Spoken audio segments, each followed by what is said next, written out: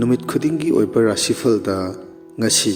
January gi tang kun ga mathoi 2025 ki राशिफल अदु मयामदा पाथोक्सरगे अहान बगी राशि असिना मेष राशि की ओइना सेल थुंगी लमदा अफबा नुमित अमा ओइरगनी मसी अदोंगी एक्सपर्ट सिंग हेंगतहनबा अनौब स्किल खरा तंबदा सेल थादबगी अफबा नुमित अमा ओइरगनी नुमित की अनि शुभ सरुक की मतुंगदा थबक फंगलबा मियोइसिंगना प्रोग्रेस अमसुंग प्रॉफिट उबा फंगनी मथंगी अनि शुभ राशि असिना वृष राशि बिजनेसमैन सिंगना मखोइगी चादिंगी मतांगदा सेक्सिनगदबनी यानदब फिबम अमा लाक्पि याई हाइना महाकी नुपा नत्रगा नुपी अमागा वरी वताई तौरिदबनी चथोक चसिनगी थौरांगसु सेमब याई मथंगी राशि असिना मिथुन राशि ngasi asi yamna nungaiba numit ama oiragani adongi kanna honabada adomna promotion phanganba ngamgani amasung anauba assignment ama phangbagi chobo oithokpa yai business asi hena sakholagani maram aduna afaba kanaba phangani haina thajabi yai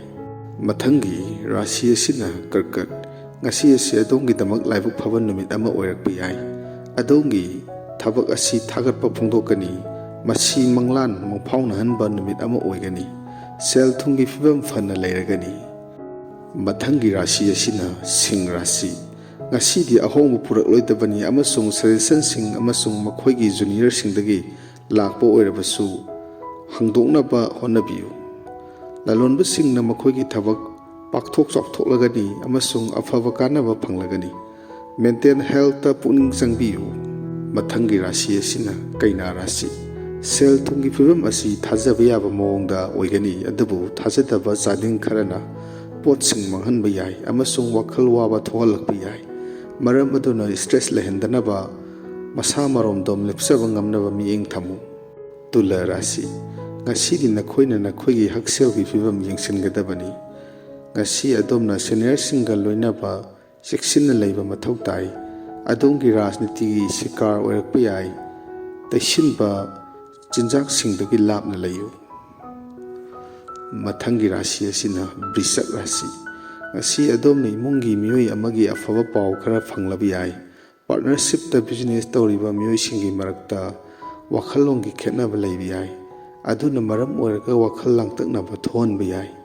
numidang wairamda nahakna relief khara phangbagi oithokpa lei mathanggi rashi asina danu career amasung financial life asi ngasi di normal oiragani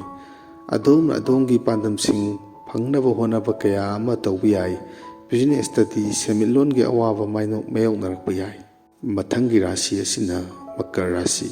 khara mangkhiba yabagi oithokpa lei ngasi di adobna positive oipa wakhalon ama thamgadabani nahaki isa haksel fana thamnabagi damak nahakna nahaki daita lawgadabani fitness ta miyeng thamba phai mathangi rashi asina kumbha rashi nahaki numit hawrokpham adu afaba oiragani adubu aroiba adudi mayai oiba oigani